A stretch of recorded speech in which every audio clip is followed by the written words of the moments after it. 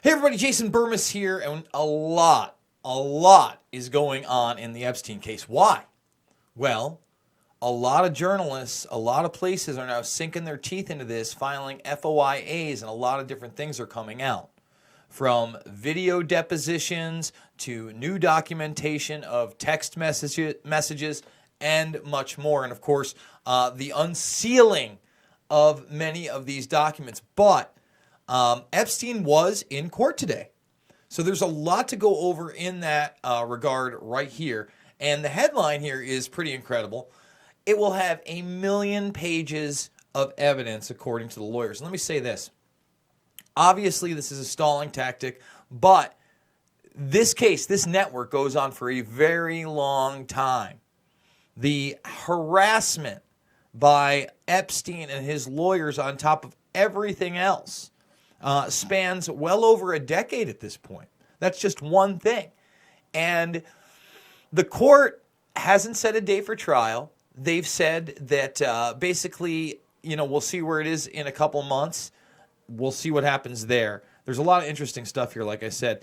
The defense attorneys wanted to push it back to September of 2020. That's given them about, 13 months at least, so over a year to prepare for this trial. Gloria Allred is now representing unnamed victims, and there are investigations going on into people that there weren't investigations going on before this.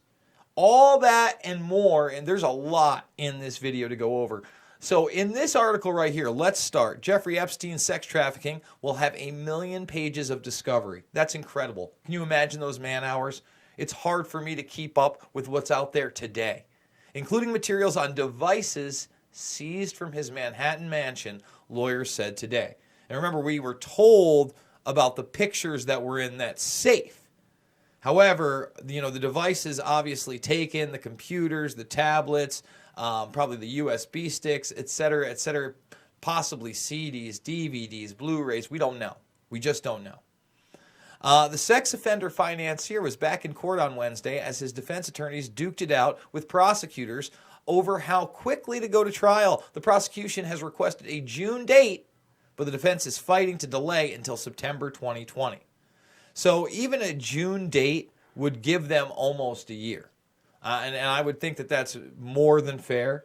But this is going to be a very, very long and drawn-out process. And through that, the public is going to find out more and more. And I guarantee you, when we get done with today, some of the most horrific accusations yet are being made. And they involve the procurement of 2 8-year-old girls by Jean-Luc Brunel for Epstein. And that's alleged by Bradley Edwards as a possibility in one of these documents, and now the Daily Mail has gotten the message that he is referring to. So it's pretty wild stuff. Okay? Now, the main thing to look at in Jeffrey Epstein in court, okay, he had no visible injuries according to this. But he'd reportedly either been assaulted or tried to commit suicide. We went over all that. There were so many conflicting reports, and we couldn't say whether one was true. We even talked about one of the former lawyers on the case fearing that Epstein may be suicided. That's a very real thing. And believe me, a lot of people are talking about that as well. So here, let's start getting into some new revelations, how Gloria Allred confirmed to the Daily Beast that she's representing a number of accusers. Now, she's been high profile for years. She's part of the Me Too movement. Bill Cosby, Harvey Weinstein. We can only hope that it doesn't get compromised from here. I don't know that that's a good sign that she's taken up this case. She may be there to poison the well. Remember, I told you that there may be some accusers that come out that are not real purposely to, think about it. This is a billionaire. He's got all sorts of resources. Let's get some false accusers in there and, again, spoil some of the real testimony. Very possible. So it's an undisclosed number of victims who she's representing. And she's saying there's still time for people to come forward. All right? Now, they're saying there's double jeopardy issues. There's also supposedly going to be a Florida ruling on the Crimes Victims' Rights Act here. I thought the rulings were over there, but apparently that was just a federal ruling. So we'll see if a judge can overturn the prosecution agreement from that. But remember, this case doesn't have anything to do with that. It's 2002 to 2005. All right? Now let's get down to the very bottom here, because this is where it's really important. In a court filing last week, prosecutors said that they were investigating uncharged individuals, not one, but individuals in the Epstein case. They requested a protective order, which Judge Berman signed, for highly sensitive material they planned to turn over to Epstein. So I'm not sure if that means they don't have to turn the material over yet, and I would imagine they're not, because they're probably worried about him tipping them off. Those documents could affect the privacy and confidentiality of the individuals, prosecutors said, and would impede, if prematurely disclosed, the government's ongoing investigation of the uncharged individuals. So a lot coming out today on the Epstein case, but right now you can guarantee it's going on for the next year, probably more than that, okay? So let's start there. Now, the Palm Beach Police Department is releasing video depositions. Obviously, these young girls are blurred out. I'm just going to go into one really sick little quote here, and it's the younger the better. Oh, it's the quote. You know that. I mean, she's asked. Let's see if why can't we get in there? There we go. And we want to go. Let's see. Nope. Of course not. Why would anything work while I'm live? What's going on here? Forget about it. We'll find it. He said he didn't seem to care, and the younger the better. Let's see. Where is it?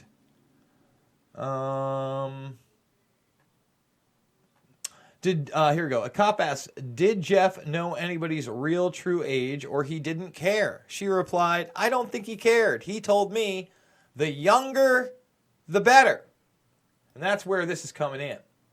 So again, the Daily Mail has gotten some of these documents through an FOIA. This is Jean-Luc Brunel, okay? And this document's a separate document. We're going to go to that right now because I want to show you this. It's just pretty incredible stuff. So this is an accuser saying that one of his main procurers, one of his overage people who joined in threesomes and also sexually assaulted these girls, Nadia Marcinkova, okay? That was one of his assistants. Someone explained Epstein had purchased her from her family in Yugoslavia. So he purchased an underage girl in Yugoslavia. This is the kind of guy we're dealing with. And then Epstein bragged he brought her into the United States to be his Yugoslavian sex slave. Lovely stuff, right? Well, you know, let's get a little lovelier. So when we get down to this accusation of 8-year-old girls, okay, at 8:08 a.m. on the morning of April 1st, Brunel called Epstein and left a message, which he relayed to Epstein via a note that read, he has a teacher for you to reach, or to teach you how to speak Russian. She is 2 times 8 years old, not blonde. Lessons are free, and you can have first today if you call me back. Okay? Brunel then followed up again at 8:31 a.m. and 9:04 a.m. asking that Epstein get in touch. Bradley Edwards, the lawyer for a number of Epstein's victims, including Virginia Guffrey Roberts, included those 3 messages as evidence after Epstein filed a civil suit against him. In light of these circumstances of the case, this message reasonably suggested to Edwards that Brunel might have been procuring 2 8-year-old girls for Epstein to sexually abuse. Make your own decision, but that is absolutely out there. And by the way, guys, you want to talk about some documents? Well, if you check this docket out, more and more of these are being unsealed by the day. And due to one of the great viewers here, one of the members of the Burmis Brigade, and I can't thank you enough, I got my hands on a lot of them. And this one's only a week old, and no one else has really gone through these documents. I'm going to be going through them later this afternoon. So expect a deep dive into these new Maxwell documents that nobody else seems to have. And again, I want to thank that viewer. Thank you so much. I can't thank you enough. If anybody else has some of these documents that are being unsealed, et cetera, please get at me in DMs and I will check them out, or at least try to check them out. But we're going to be doing a deep dive on that. And guys, we're doing 3, 4, 5, 6, sometimes 7 videos a day on all sorts of different subject matter. Of course, we're trying to lead the way in the Epstein case, but Mueller, the Democratic debates, I'm going to be doing an AMA after the second debate, or the second night of debates tonight. We did a deep dive on Dershowitz yesterday and all the new information there, Epstein's clientele, Nexium, and much, much more. So if you're new to the game, please, now's the time to subscribe, join the Burmese Brigade, thumbs this up, share it on social media, put it in emails. Please put it on your blogs, everything you can do to get this stuff out there. And thank you guys for all those that are supporting me financially.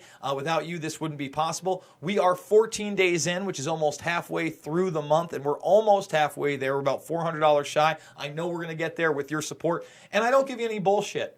You know, we're not going to have a secret Skype session together. I don't have a Patreon. I don't have a Subscribe Star. I'm not trying to be an influencer. I'm trying to give you the news and the real deal out there that goes beyond the fairy tale that is the left-right paradigm of bullshit. So if you appreciate that, I appreciate you. And if you can't financially support me, I totally get it.